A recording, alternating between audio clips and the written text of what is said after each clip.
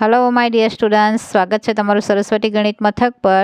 આપણે જોઈ રહ્યા છે ચેપ્ટર નંબર 14 સંભાવના પ્રોબેબિલિટી।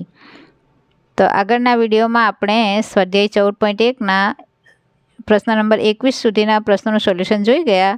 હવે આપણે આગળના પ્રશ્નોનું સોલ્યુશન જોઈએ તો સ્વાધ્યાય 14.1 નો પ્રશ્ન નંબર 22 ઉદાહરણ 13 ના સંદર્ભમાં प्रश्न 1 है नीचेનું કોષ્ટક પૂર્ણ કરો। तो આપણે પહેલા 1 નું સોલ્યુશન જોઈએ। હવે ઉદાહરણ 13 ના સંદર્ભમાં કીધું છે એટલે ઉદાહરણ 13 માં બે પાસાને ઉછાળવામાં આવે છે, એક રાખોડી પાસો અને એક ભૂરો પાસો।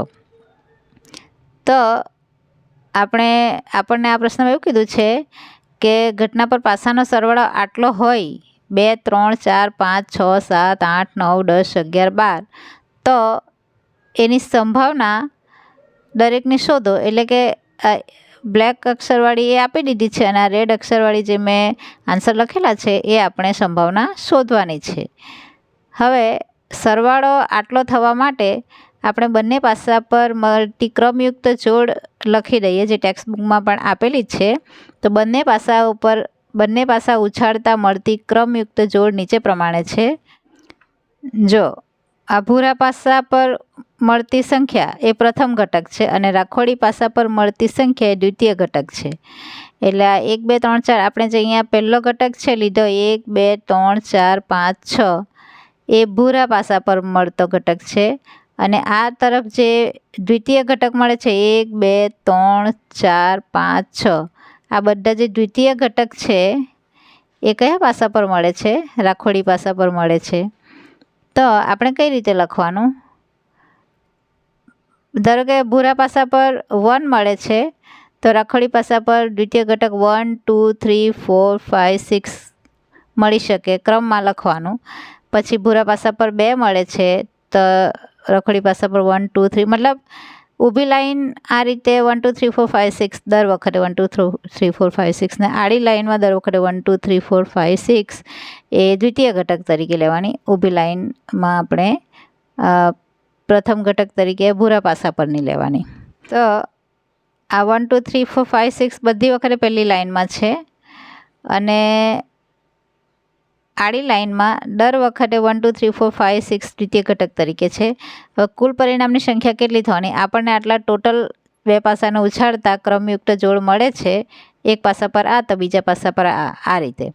તો આ 6 અને આ 6 એટલે 6 છંગ 36 કુલ પરિણામની સંખ્યા માટે આપણે લખી શકીએ કુલ પરિણામની સંખ્યા બરાબર 6 નો વર્ગ બરાબર 36। 6 નો વર્ગ કેમ લખ્યો કે આપણે જે પણ પ્રયોગ કરવાનો છે તેના મૂળભૂત પરિણામ કેટલા? તો પાસા પર 6 બાજુ હોય એટલે 2 વાર ઉછાળીએ કાં તો 2 પાસાને ઉછાળીએ એટલે 6 ની 2 ઘાત કરવાની। જો સિક્કો હોય તો સિક્કા પર 2 બાજુ હોય તો જેટલી વાર ઉછાળીએ એટલી 2 ની ઘાત કરવાની। હવે કુલ પરિણામની સંખ્યા બરાબર 6 ની 2 ઘાત બરાબર 36। આડા 6 પરિણામ ઊભા 6 પરિણામ એટલે 6 ગુણ્યા 6 તો 36 કુલ પરિણામ મળે આપણને।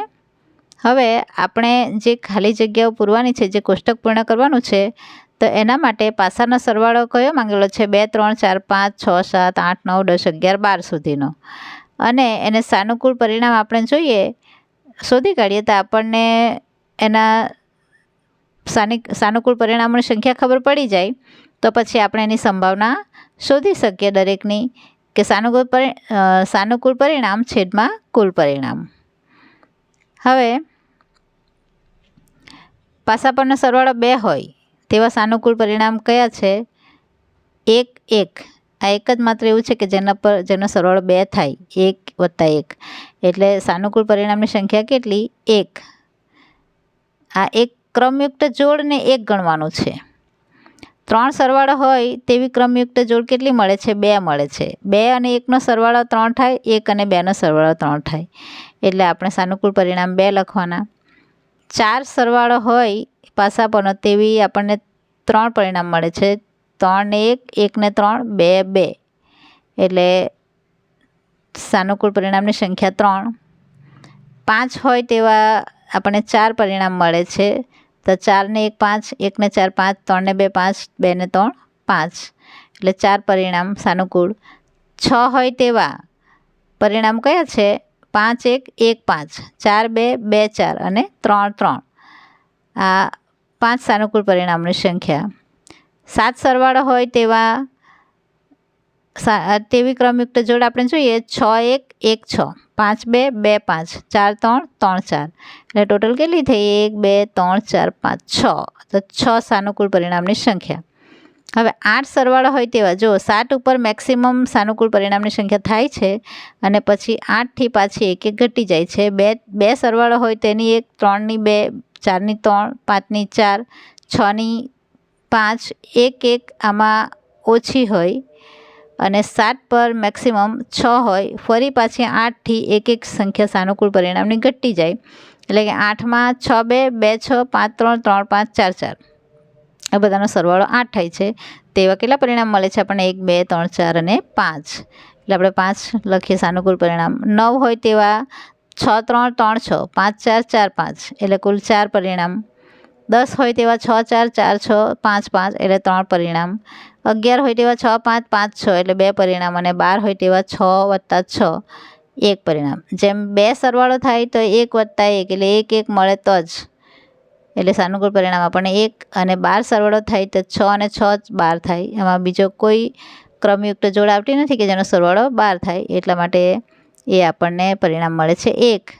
વધુમાં વધુ 7 સરવાળો થાય એના પરિણામ મેક્સિમમ છે 6. ત્યાર પછી 1 1 ઘટતા જાય અને ઉપર 1 1 વધતા વધતા 6 સુધી 7 સુધી મેક્સિમમ આવે. હવે આપણે સંભાવના જોઈએ તો 2 સરવાળો થાય તેની સંભાવના તો આપણને આપી દીધી છે 1/36 કેમ કે સાનુકૂળ પરિણામ 1 છે ને છેદમાં કુલ પરિણામ 36. પછી 2થી 7 સુધી આપણે શોધવાનું છે તો 2 એટલે 2/36. પછી 4 સરવાળો થાય તેના માટે 3/36. 5 સરવાળો થાય તેના માટે 4/36. અહીં આપણે ભાગ ઉડાડતા નથી કેમ કે આપણે આટલે સુધી કરીએ એ પણ ઇનફ છે. આપણે ટેક્સ્ટ બુકમાં પણ જવાબમાં આટલું જ આપેલું છે. 6 સરવાળો થાય તેવા 5 પરિણામ મળે છે એટલે એની સંભાવના 5/36 અને 7 સરવાળો થાય એવા 6 પરિણામ એટલે 6/36. પછી 8 માટે 5/36 અને 9 સરવાળા માટે 4/36, 10 સરવાળા માટે 3/36 અને 11 સરવાળા માટે 2/36 અને 12 સરવાળો થાય એની સંભાવના છે 1/36. એટલે આ આપણી બધી સંભાવના છે. હવે આપણને બીજો પ્રશ્ન પૂછેલો છે કે એક વિદ્યાર્થી દલીલ કરે છે કે 11 શક્ય પરિણામો છે. આ પરિણામો કેટલા છે 2 થી 12 એટલે કુલ 11 શક્ય પરિણામ છે. પ્રત્યેકની સંભાવના 1/11 છે.